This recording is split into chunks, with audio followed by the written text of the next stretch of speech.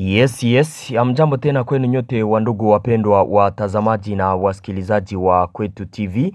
Nyote kwa ujumla mnaoendelea kuwa nasi ndani ya taarifa zetu za kila siku na kila wakati mkiwa mbali na karibu, tunawasalimia na tunawatakia tena asubuhi njema ya leo mercredi le 12 Novembre 2025 na kuwakaribisha kwa mara nyingine ndani ya habari zetu za asubuhi ya leo. Tumewaletea habari kuhusu hali ya usalama mashariki mwa nchi ya Kongo pamoja na taarifa za mapigano yanayoendelea kati ya vikosi vya wazalendo na waasi wa AFC M23 mu maeneo tofauti ya Nord Kivu na Sud Kivu. Mu territoire ya Masisi tangu siku ya jana kunasikika mapigano makali kati ya wazalendo na waasi wa AFC M23 mu maeneo tofauti. Kiwemo eneo ya Kivuye kunasikika mapigano makali. Ndani ya mungini wa Ndete mapigano nako ni makali kati ya pande mbili. Tutawaambia mengi kuhusu mapigano hayo yanayoendelea. Ndani ya habari zetu tutaelekea mu province ya Ituri ambapo FARDC jeshi la Kongo lilipiga vibaya kundi la CRP linaloongozwa na Thomas Lubanga ndani ya maeneo ya Losandrema. Na tumewaletea taarifa mingi kama kawaida. Unayoifuata ni Kwetu TV, channel inayokuletea taarifa za kweli tena zenye uhakika kutoka mashariki mwa nchi ya Kongo. Tunawaomba kusubscribe, mupartage pia habari hizi ziwafikie wengi, comment na mulike. Mjiunge nasi na sheni yetu ya WhatsApp ambapo mtakuwa napata habari zetu zote kwa wakati. Mjiunge nasi kupitia linki ambayo iko hapo mu commentaire au mtuandikie kwenye namba hiyo tuwaunge na sheni yetu ya WhatsApp. Habari zetu za asubuhi ya leo tuzianzie ndani ya province ya Nord Kivu, territoire ya Masisi, kwenye mapigano makali kati ya vikosi vya wazalendo na waasi wa AFC M23 yanaendelea. Mapigano makali yamekuwa yakishuhudiwa tangu Jumane siku ya jana tarehe 11 kati ya waasi wa AFC M23 na wazalendo katika kijiji cha Ndete. Mapigano hayo yalizuka asubuhi na mapema na kuendelea mpaka kwa sasa. Wakaaji wanaishi katika hali mbaya. Wakaaji ambao wanazingirwa ndani ya kijiji cha Ndete kutokana na mapigano hayo kati ya pande mbili wanapata madhara makubwa kwa maisha na mali zao. Kulingana na vyanzo kadhaa vya eneo hilo, moto wa silaha nzito na nyepesi ulisikika huko Ndete kuanzia asubuhi ya siku ya jana. Vyanzo hivi vinapendekeza kuwa mashambulizi yalianzishwa na AFC M23 kwa lengo la kuchukua vijiji vyote vinavyokaliwa na wazalendo ndani ya grupema ya Nyamaboko ya kwanza. Hii grupema ya Nyamaboko ya kwanza waasi wa AFC M23 wanakalia maeneo tofauti. Kuko eneo hiyo ya Ndete, kunakuwa eneo za Rutobogo, kunakuwa maeneo ya Kibehemula pale kote kuko mumikono ya hawa wasi. Sasa wako na piganisha wazalendo kule ili waendelee kukamata maeneo mengine tofauti ya moile groupema, na mapigano sasa yanaendelea kukamata hatua nyingine huko na kusababisha wakaaji kuyahama makazi yao na wengine kuwa kabisa na hali ngumu ya maisha hapo ambapo wako naelekea msituni wakiwa hawana njia ya kupita ili wakimbie maeneo hayo ambayo wako na pigania ndani. Mapigano yanaendelea mpaka asubuhi ya leo. Ni hatari huko, wanajeshi wa AFC M23 wanapigana na wazalendo, ni kivumbi na jasho. Mapigano mengine yanaripotiwa ndani ya kijiji ama mungini wa Kivuye tangu Samedi mu eneo ya Kivuye kunaendelea kuwa mapigano makali kati ya vikosi vya wazalendo pamoja na waasi wa AFC M23. Hapo ni ndani ya sheferia Bashali Mokoto Tujoro, territoire ya Masisi. Wakaaji wanaendelea kukimbia kijiji hicho, wanaondoka kabisa ndani ya eneo hiyo kufuatia mapigano ya mara kwa mara kati ya pande mbili. Wakaaji hawa walielekea katika miji jirani ambayo ilionekana kuwa salama zaidi kujikinga na ghasia za kutumia silaha. Vyanzo katika eneo hilo vinaripoti kwamba watu wengi waliohamishwa wanaishi na familia zinazowapokea makanisani na shuleni, na wanapitia hali mbaya za kibinadamu wakiwa wameacha kila kitu wakati wa kuhama kwao. Kwa sasa wanapatikana Busumba, Mpati, Rugogwe, Kalengera na Kibarizo. Kwa sasa kijiji cha Kivuye kimegawanywa mara mbili na pande zinazopigana. Sehemu moja inatawaliwa na waasi na nyingine iko chini ya wazalendo.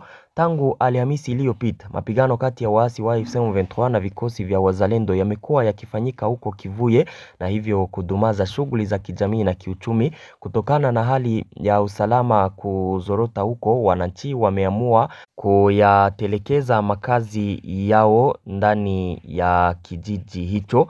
Kwa sasa hali ndani ya Kivuye kabisa ni tete. Wazalendo na waasi wa AFC M23 wanaendelea kupigana hapa na pale mu maeneo tofauti ya Kivuye.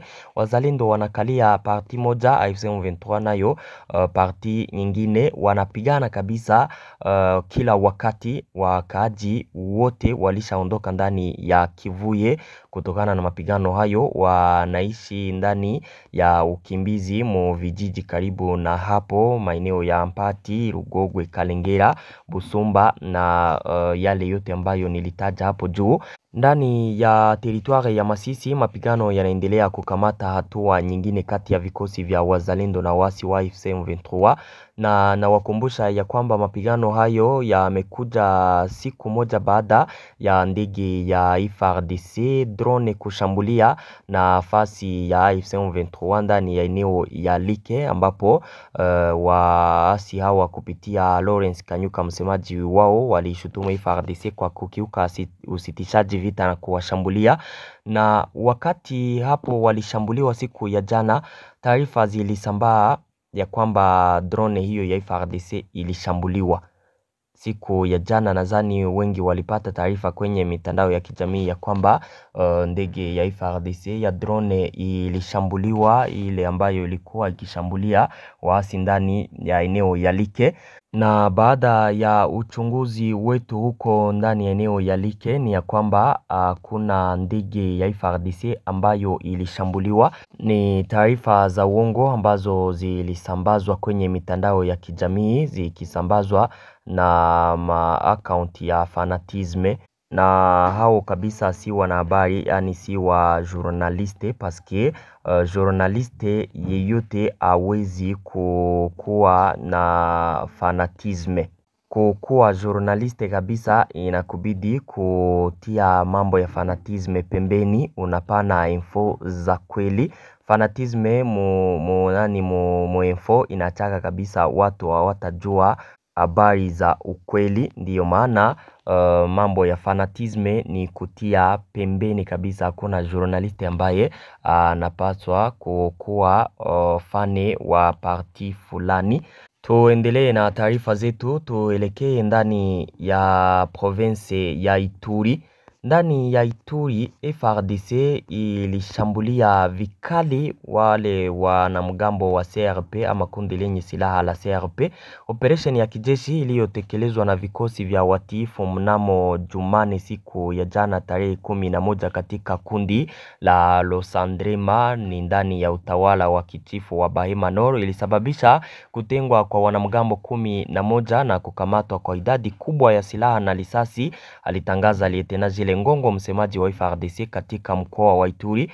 Wanajeshi hao walinasa zaidi ya bunduki 12 aina ya AK47, bunduki kadhaa za PKM, risasi 1495, magazine 37 na vifaa vingine vya kijeshi. Pikipiki za aina ya Motorola za majaribio na shehena ya dawa pia zilipatikana wakati wa mapigano hayo.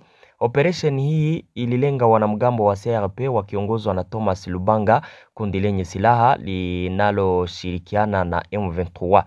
Aidha, kikosi cha saa 14 cha reaction rapide katika eneo la Joo huko ndani ya Jugu kilifanya mashambulizi tofauti dhidi ya wanamgambo hao.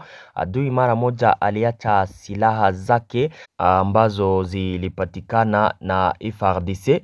Lieutenant Zile Ngongo alisifu utaalamu na nidhamu ya kupigiwa mfano ya askari wa kikosi cha Taiga ambao walichukua nafasi kubwa katika operation hii. Tukiendelea na taarifa ndani ya mkoa wa Ituri, vikosi vya FARDC yani wanajeshi wa Kongo vimezidisha uwepo wao kwenye njia ya kitaifa ya 27 yani route nationale numero 27 haswa kwenye muhimili wa kimkakati wa Bunia Mahagi kwa lengo la kuwalinda watumiaji dhidi ya mashambulizi ya makundi yenye silaha.